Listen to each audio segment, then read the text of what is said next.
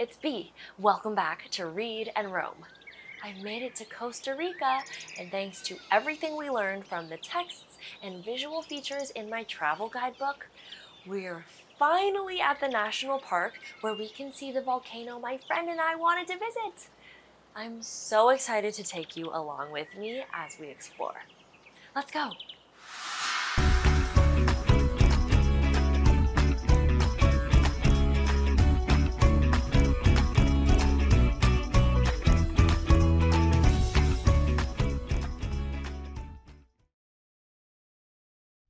So the biggest attraction in this national park is the Arenal volcano, and there are lots of trails to get to different viewpoints. Which visual feature do you think would help us find our way from here to a viewpoint where we can see the volcano close up? A map! I see one over here. Let's take a look. Pause and take a closer look at the map. What do you notice? What information is missing, or what are you still wondering? This map has icons, just like we saw at the airport, but it also includes something new, a map key. A map key is a special feature that tells us what each symbol means. Can you find a symbol that could show us where the viewpoints are? The eye symbol. That's often used to show lookouts or scenic views. But since there are several eye symbols on the map, I'm left wondering which viewpoint is the best. I want to know which one is closest to the volcano and what kind of trail leads me there. Where do you think I should look for that information? I can check the text. This is a great example of how text and visual features work together. The map helps us see where things are and how to get there, but the text around it gives us details to help us understand more about each place shown. Let's use the text and map together to answer my question. Looking at the map, this viewpoint seems closest to the volcano, and if we look at the trail key, it looks like the trail we'll take for most of the hike is the Las Coladas Trail. Let's see if we can find that in the text next to the map. I don't need to read the whole text.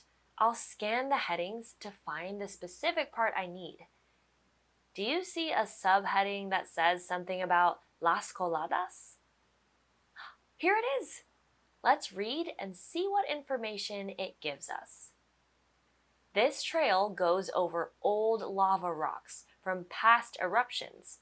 You'll hike through forest and rocky ground and see amazing views of the volcano at the end.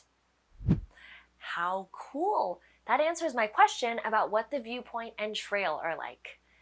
This route sounds good to me. Let's start walking using our map as a guide to show us the way.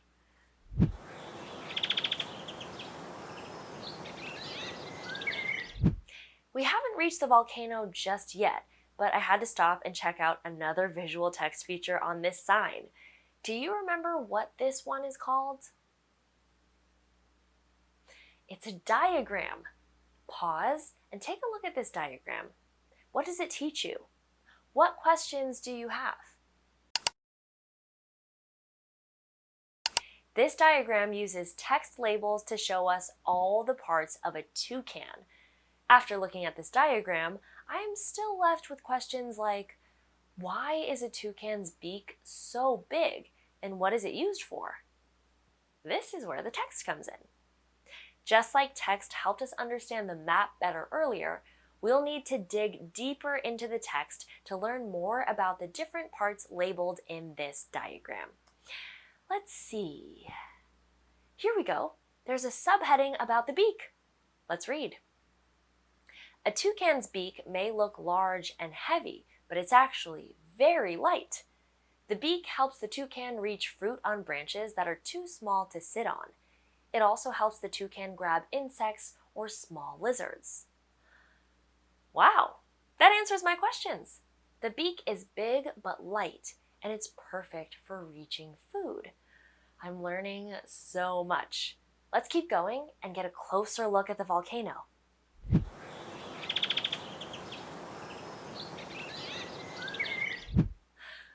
I made it!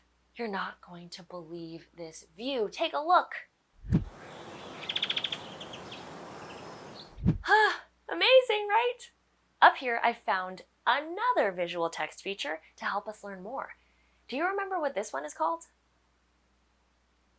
It's a timeline with photographs.